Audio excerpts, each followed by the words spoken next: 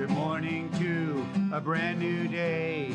Time to learn and games to play. Learning things is so much fun. Learning is good for everyone.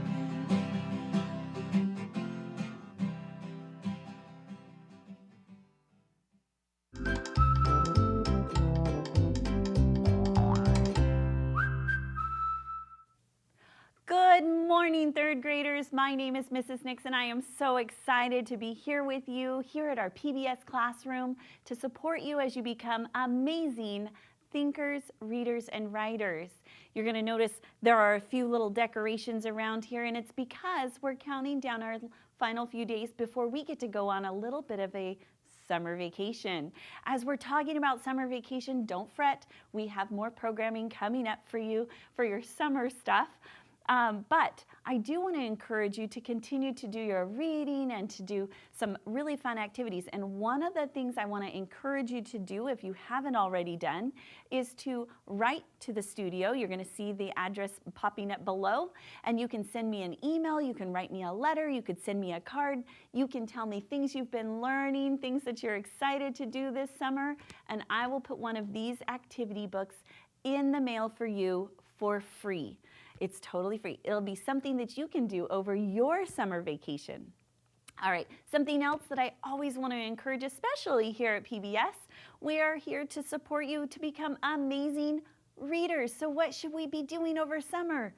That's right, we should be practicing our reading. And so finding an awesome book, check a book out from your local county library, your school library, go online, check out a book on Sora, and just enjoy reading. And you can choose whatever book you would like to do. That's the best part about summer vacation, right? All right, we've got 3 things that we're going to go through today. We're going to talk about suffixes, some irregular spelling, and then we're going to finish off today talking about figurative language, specifically some idioms. Are you ready to start? Okay. So to warm up our brains, we're going to look at those high frequency words. We need to be able to not only read them, but we need to spell them, write them correctly in our sentences. We're going to see a couple of homophones up here because we're going to talk about those irregular spellings today. So be on the lookout. Think about it. Can you think of some other spellings for some of these words? All right, let's do it. Here we go.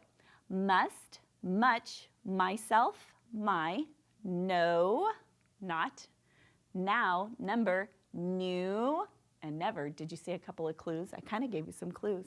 We'll find out as we get there. Here's the first one. We've got 2 words today. We have no, N-O. Can you think of another no? Yes, K-N-O-W, but that's not the one we're practicing today. And then we've got not, N-O-T. Okay, help me use them in a couple of sentences today. I have idea where my keys are. Oh no, that doesn't sound good. And he study for the test. He did no. Nah, he did not study for the test. Hopefully he still did really well though, right? All right, and I have no idea where my keys are. Unfortunately, I can relate to that one quite often. Just sad to say, Mrs. Nix sometimes puts her keys somewhere. It just happens. Okay, we're going to switch gears. We're going to talk about our suffixes. Remember, those are just a group of letters that are found at the end of a word. We've been practicing them. This is a great strategy to use, putting them on an index card or writing them into a journal so that you can go through and just read the prefixes or suffixes. These are suffixes. They're found at the end of a word because you're training your brain to be able to recognize them quickly, and they're going to help you when you're reading words that are multisyllabic. Okay, especially in grades 4, 5, and 6. You're going to really see a lot of them. So if we can learn them in 3rd grade, just sets us up for success. Okay, let's go through. We're just going to read them. Here we go. Full, good. Us, less, meant, a bull, ness, lee, and back to full. Good. Okay, so let's put those over there. That's a great strategy. You can practice it over summer. Let's talk about our suffixes that we have today. Remember, our base words actually can just, they work just fine on their own. They can stand alone. But our suffixes have to be attached to a word, and they change the meaning of our words. And this, with ly, actually does something a little different. It doesn't really have a meaning, but it changes an adjective to an adverb. So it really changes kind of what the word actually means, right? So if we've got finally, or it tells us how something is done. So final, okay, that would be kind of the end, but I could say finally we're able to go, okay? So we were finally able to do it. It tells us how we're able to do it. Okay, then we've got less, which means without. So if I'm without harm, what is my word now? Harmless. Good. And then we have this suffix full, which means full of. So I'm full of pity. That means that I am pitiful. Okay, maybe people say that. But here's something else. This particular word ends with a Y. And oftentimes when we are adding a suffix to a word, we need to change that Y to an I. And so I'm going to do that right just like that so we can kind of see it. Pitiful. All right. It was kind of a pitiful way of adding my little I in there. Puns, puns. Okay, third grade, here we go. Talking about homophones this week. I want everyone to put their hands up to their faces like this and make a little phone, because a homophone has to do with sounds. It's what we're hearing. Now, the meaning, the way that the word looks right here, words that sound the same, but they look and mean something different. So homo means same and phone means sound. So it has the same sound. Here's what I'm talking about. So C and C, pair and pair, and I'm going to just talk about this one today because I think it is hilarious. World and world. Say that. They sound the same. So here's Earth. This is our world.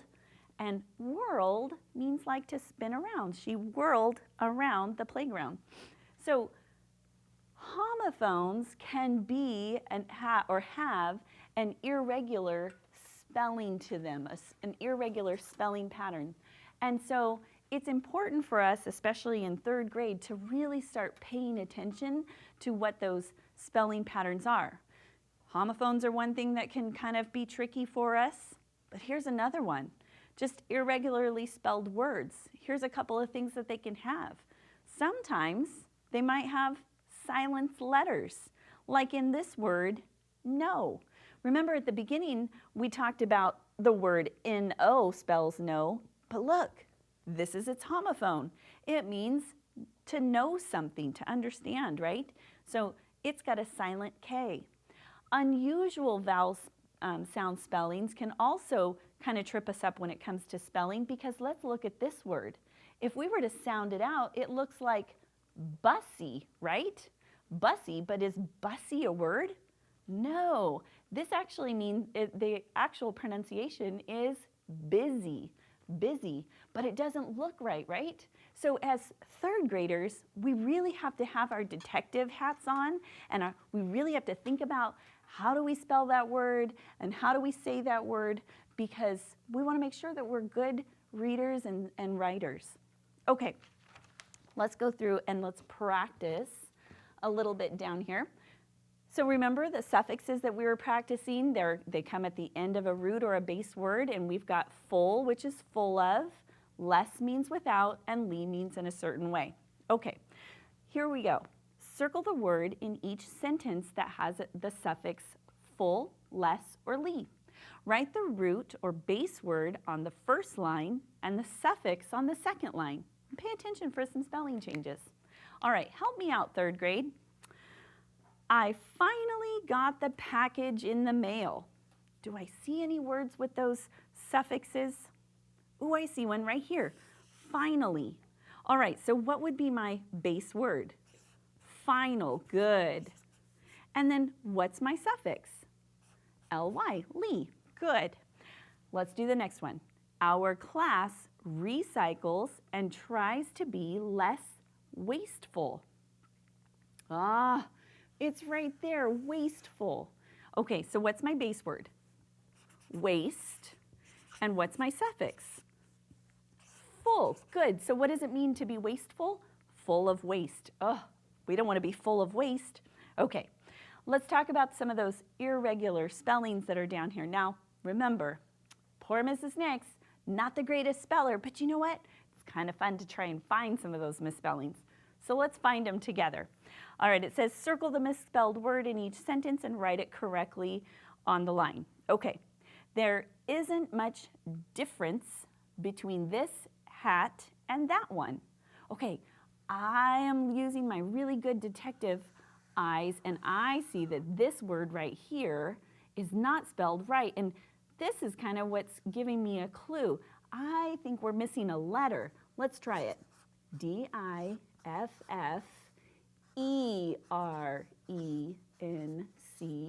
Oh, that looks much better. Difference. Just like when we're breaking our words into our syllables, difference. Okay, I see it now. Okay, how about this one? Did you receive a birthday invitation from her? Oh, do you see one? I see right here. Here we go. Do you know what this rule is? Look right here. We've got I before E. That's right, right? Or is it? What's the rest of that little ditty? It says I before E except after C. Not that it always is that way, but a lot of times it is.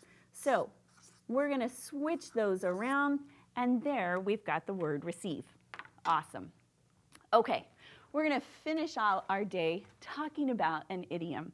And these always crack me up because if you take them at face value, literally what they're saying, the words, then this is some pretty crazy stuff.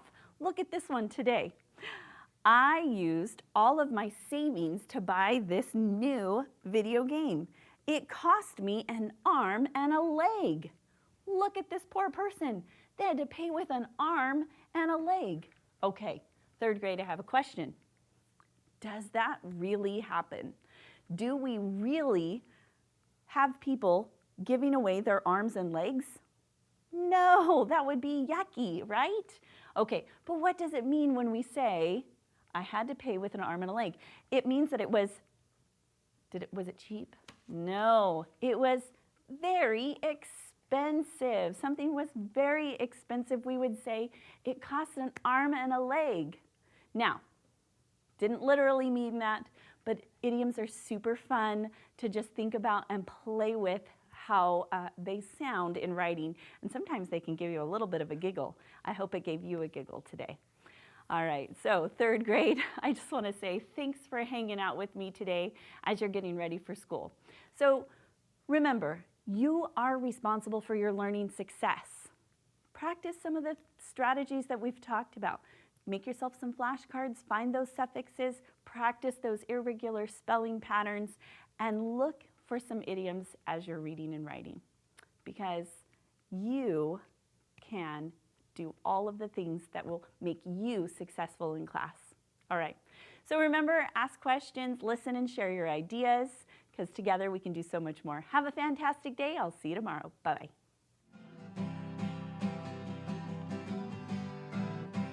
Good morning to a brand new day. Time to learn and games to play. Learning things is so much fun.